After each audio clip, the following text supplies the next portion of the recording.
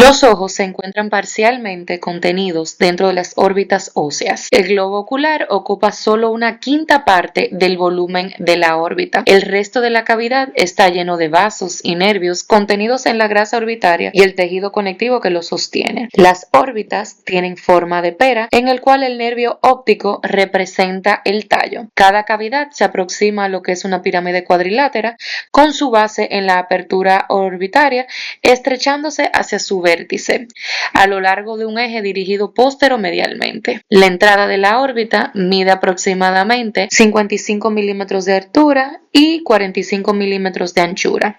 La anchura máxima está contenida aproximadamente 1 centímetro por detrás del reborde orbitario anterior.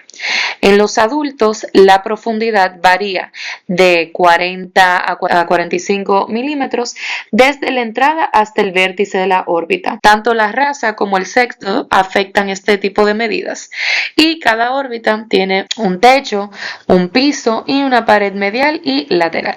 Órbitas están bordeadas superiormente por lo que es la fosa craneal anterior y a lo largo de la mitad medial del borde orbitario superior por los senos frontales. Inferiormente, cada órbita está bordeada por uno de los senos maxilares pares, y medialmente las órbitas están bordeadas por lo que son los senos etmoidales, también conocida como celdas aéreas etmoidales anteriormente, y cerca del vértice de la órbita por el seno esfenoidal, como vemos aquí en la imagen. Posteriormente, cada órbita establece conexiones directas con lo que es la fosa craneal media a través del canal óptico y la fisura orbitaria superior, y con la fosa pterigopalatina a través de la fisura orbitaria superior. Los ejes principales de las dos órbitas, desde sus ápices hasta el punto medio de cada abertura orbitaria, suele formar un ángulo de aproximadamente 45 grados, mientras que las paredes laterales, las dos órbitas, forman un ángulo de 90 grados.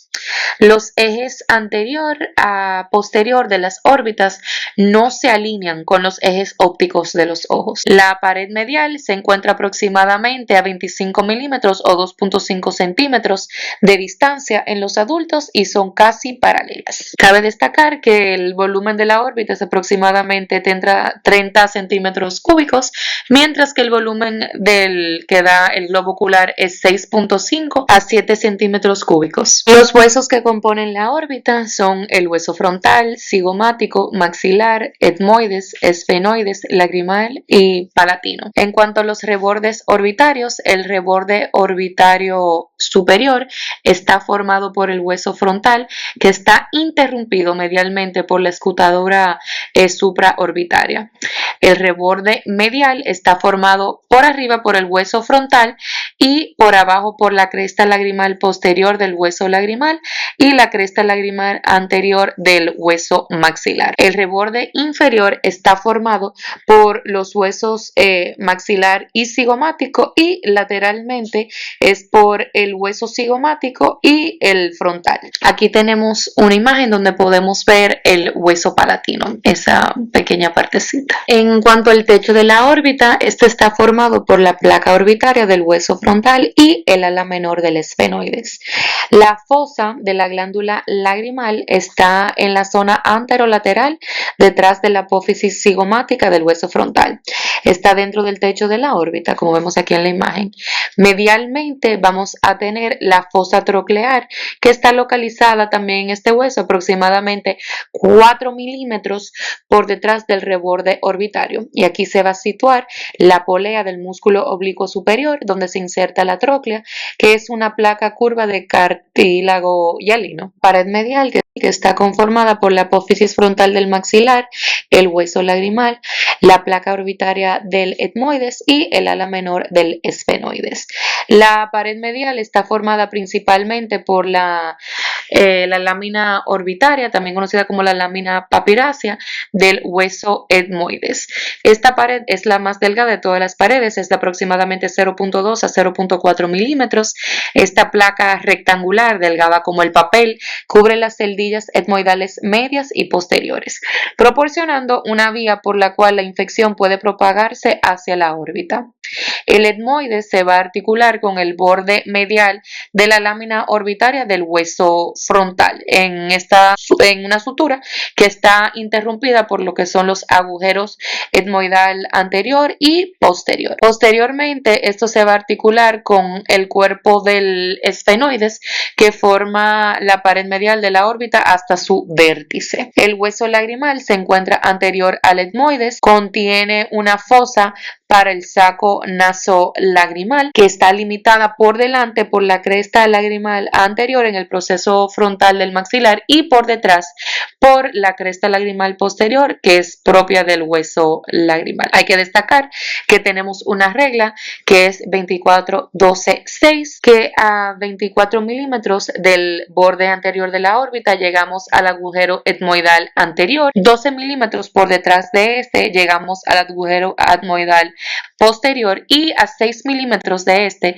llegamos al conducto óptico. En cuanto a la pared lateral de la órbita, esta está formada por la superficie orbitaria del ala mayor del esfenoides posteriormente y el proceso frontal del hueso cigomático anteriormente. Los huesos se encuentran en la sutura esfenocigomática y la vemos aquí, esta sutura. Aquí tenemos una imagen donde visualizamos el ligamento de Whitnell, que es el soporte del sistema facial y mantiene relaciones espaciales en la órbita superior, y tenemos aquí también el ligamento de Lockwood, que es el que se va a encargar de separar el globo ocular de la grasa orbitaria y también aporta soporte. La pared lateral es considerada la pared más gruesa de la órbita, especialmente posteriormente, donde separa la órbita de la fosa craneal media. La pared lateral y el techo son continuos anteriormente, pero están separados posteriormente por la fisura orbitaria superior, que se encuentra entre el ala mayor y el ala menor del esfenoides. Y este se va a comunicar entonces con lo que es la fosa craneal media. La fisura se estrecha lateralmente, pero se ensancha en su extremo medial y su eje largo desciende posteromedialmente. Un surco infraorbitario corre desde el extremo superolateral de la fisura orbitaria superior hacia el piso orbitario, y a veces esto se asocia con una anastomosis entre las arterias meningia media e infraorbitaria. El piso de la órbita está compuesto por el hueso maxilar, el hueso palatino y la placa orbitaria del cigomático. Algo curioso del piso es que este no llega al vértice de la órbita, es de 30 a 35 milímetros. Es considerado el más corto. Este tiene un surco y un canal infraorbitario. El piso es delgado y cubre en gran parte lo que es el seno maxilar. No es del todo horizontal, este asciende un poco lateralmente. Anteriormente se curva hacia la pared lateral y posteriormente está separado de la pared lateral por la fisura orbitaria inferior, que conecta la órbita posteriormente con la fosa pterigopalatina y más anteriormente con la fosa infratemporal. Proporcionalmente, la mayoría de las fracturas orbitarias afectan el piso, en particular en la región infraorbitaria. La clásica fractura por estallido deja intacto el borde orbitario y por lo general atrapa estructuras de tejidos blandos, lo que va a provocar una diplopía, una alteración en la motilidad ocular y en oftalmos. Y la afectación del nervio infraorbitario puede ocasionar una alteración sensorial ipsilateral de la piel de la parte media del rostro. Ahora vamos a hablar un poco sobre los agujeros. Tenemos el agujero óptico, que este se encuentra en la parte medial, se dirige desde la fosa craneal media hasta el vértice de la órbita y por su interior pasa el nervio óptico, la arteria oftálmica y las fibras simpáticas del plexo carotídeo. Tenemos el agujero etmoidal anterior y posterior. Los agujeros etmoidales son vía de entrada para ciertas infecciones. Tenemos el anterior, que está ubicado en la sutura frontoetmoidal, permite el paso de los vasos etmoidales anteriores y el nervio etmoidal anterior, y tenemos el posterior que está en la unión del techo y la pared medial.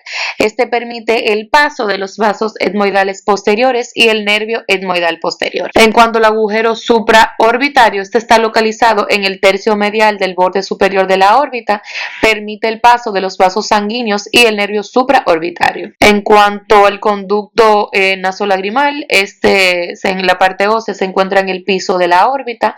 Este conducto se dirige hacia abajo desde la fosa lagrimal hasta el meato inferior de la nariz. Y también tenemos el conducto infraorbitario que permite el paso del nervio orbitario. En cuanto a las hendiduras, la hendidura o la fisura orbitaria superior está localizada entre las alas mayor y menor del esfenoides y se sitúa inferior y lateral al agujero óptico. Este mide aproximadamente 22 milímetros de longitud y está recubierto por el anillo tendinoso común de los músculos rectos, también conocido como el anillo de Zinc. Por arriba o por fuera del anillo de la hendidura, este permite el paso del nervio lagrimal del quinto par, el nervio frontal del quinto, y también tenemos el cuarto par craneal, que también es conocido como el troclear. Y también permite la vena oftálmica superior. Dentro del anillo vamos a tener otras estructuras, como son la división superior e inferior del tercer par craneal. También tenemos la rama nasociliar del quinto par craneal número 6, también conocido como el abducens o el nervio oculomotor externo, y las raíces simpáticas del ganglio ciliar. Ocasionalmente, la vena oftálmica inferior es la que se va a encontrar entonces por debajo del anillo, como son también las ramas infraorbitaria y cigomática de la segunda rama del quinto par y el nervio orbitario procedente del ganglio pterigopalatino. Y ya mencionamos la vena oftálmica inferior. En cuanto a la inervación, aquí tenemos un esquema bastante didáctico donde tenemos que destacar el nervio oculomotor, el nervio troclear y el nervio abducens. Y cada uno ya sabemos a dónde es que va a irrigar. Destacamos de todos los músculos, el nervio troclear es el que se va a encargar de inervar el oblicuo superior, mientras que el abducens o el sexto par es el que se va a encargar de inervar el recto lateral. El tercer par entonces es el que inerva los otros músculos, como son el recto superior, el medial, el inferior, el oblicuo inferior y el músculo elevador del párpado. Este también transporta fibras parasimpáticas al músculo ciliar y el esfínter del iris. Aquí tenemos un esquema también de los nervios sensitivos de la órbita. Tenemos la división oftálmica del nervio trigémino, que es la división también maxilar que inerva la órbita inferior. La división oftálmica se separa en diferentes ramas en el seno cavernoso cuando éste pasa por la fisura orbitaria superior. El nervio lagrimal es el que cursa en la órbita superolateral hacia el globo o glándula lagrimal y el párpado superior. El nervio frontal pasa entre el músculo elevador del párpado y techo orbitario, sale por la escotadura supraorbitaria. A nivel del globo se origina el nervio supratroclear y el nervio supraorbitario, y también tenemos el nervio nasociliar que tiene nervios ciliares posteriores largos, que estos entran por la fisura orbitaria superior y también te dan el nervio infratroclear. En esta imagen vemos también un esquema donde podemos ver el nervio supraorbitario, el nervio supratroclear, el nervio infraorbitario y el nervio lagrimal. El ganglio ciliar se encuentra en la parte posterior de la órbita, lateral al nervio óptico y justo después del cruce de la arteria oftálmica. Este se encuentra aproximadamente a 1 centímetro por delante del conducto óptico, medial al recto lateral y mide 2.5 milímetros de longitud. Este ganglio tiene 3 raíces, una raíz motora que es considerada la raíz corta, una raíz sensitiva que es la larga y la raíz simpática. La raíz motora, que surge de la división inferior del nervio oculomotor o del tercer par, es el que transporta las fibras parasimpáticas preganglionares que se originan en el núcleo de Edinger-Westphal. Estas fibras hacen sinapsis en el ganglio con las fibras postganglionares. La raíz sensitiva, como ya dijimos, la raíz larga, es rama colateral del nervio nasociliar, que contiene fibras sensitivas que atraviesan el ganglio sin hacer sinapsis. La tercera raíz es la raíz simpática, que contiene las fibras simpáticas postganglionares. Entre 9 y 14 nervios ciliares cortos emergen de la parte anterior del ganglio ciliar y penetran en la esclerótica. En cuanto a la irrigación vascular orbitaria, el sistema arterial depende principalmente del sistema carotidio, como es la arteria oftálmica, y parcialmente del sistema carotidio externo, con múltiples anastomosis entre ambos. Aquí tenemos varias arterias. Destacar la porción orbitaria del nervio óptico, que es la que más compete en este tema. El nervio es más largo que la órbita en esta parte, por lo tanto adopta una forma de S itálica. Desde el borde de aquí del globo ocular hasta el vértice se dice que hay de 18 a 20 milímetros, pero nuestro nervio mide de 25 a 30 milímetros de longitud.